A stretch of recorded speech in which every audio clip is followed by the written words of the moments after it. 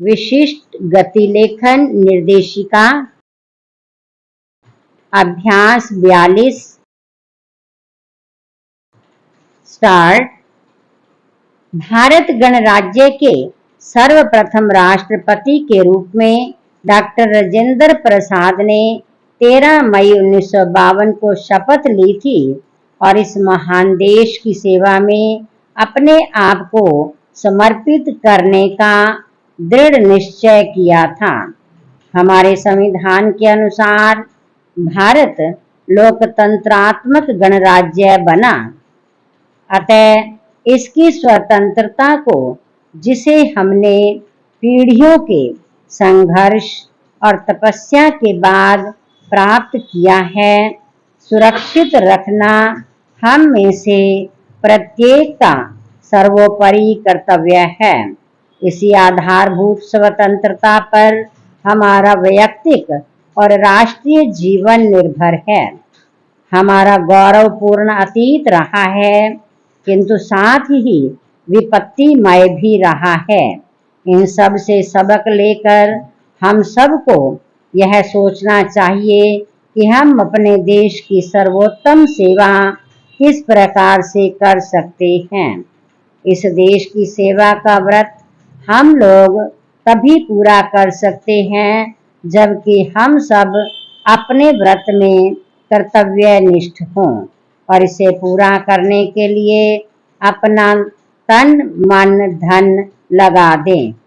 हम अपनी जनता की आर्थिक उन्नति के लिए जुट जाएं, उनको जीवन उपयोगी वस्तुएं उपलब्ध कराएं। हम राजनीतिक स्वतंत्रता तो प्राप्त कर चुके हैं, किंतु आर्थिक स्वतंत्रता सभी देशवासियों को प्राप्त कराना भी बहुत महत्वपूर्ण है। महात्मा गांधी ने हमें शांति और अहिंसा का पाठ पढ़ाया था, किंतु शमशान की शांति अथवा कायरों की अहिंसा का नहीं।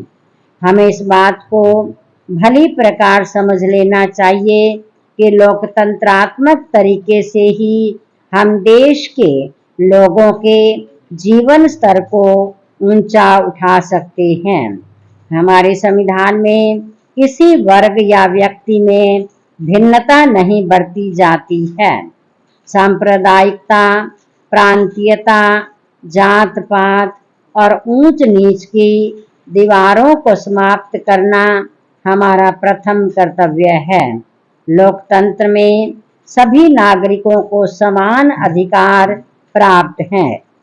गरीब से गरीब मजदूर और ऊंचे से ऊंचे हमारे राष्ट्रपति को भी एक ही वोट देने का अधिकार है। लोकतंत्र में निर्भयता पूर्वक अपने विचार प्रकट करने की स्वतंत्रता है।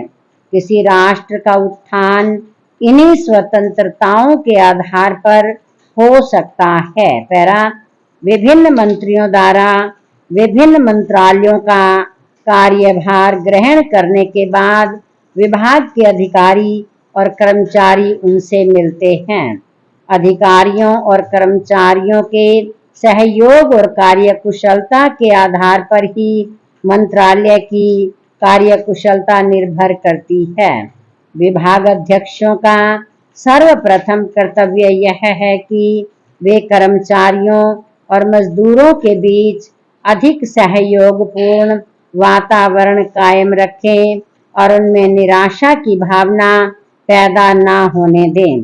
अनेक निर्णयों के कार्यान्वयन के लिए समुचित कार्यवाही कार्यालय में कार्यरत कर्मचारियों द्वारा होती है। उनकी कार्य शक्ति को क्रियाशील बनाए रखने के लिए योग्य अधिकारियों की आवश्यकता होती है।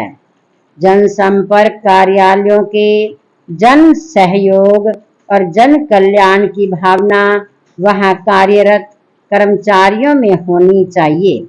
जनप्रतिनिधियों को जन आंदोलन के लिए जन साधारण के बीच जाना चाहिए, तभी हम जनप्रिय बन सकते हैं और जन सहमति से जन समूह का कल्याण कर सकते हैं। जनसंपर्क अधिकारियों को जन समुदाय की सेवा के लिए तत्पर रहना चाहिए। जन सहयोग के बिना जनशक्ति क्रियाशील नहीं हो सकती। प्रतिक्रियावादी अथवा प्रतिपक्षी का जो भी बात कहें उन पर गंभीरता पूर्वक विचार करना चाहिए, तभी जनतंत्र सफल होगा। स्टॉप।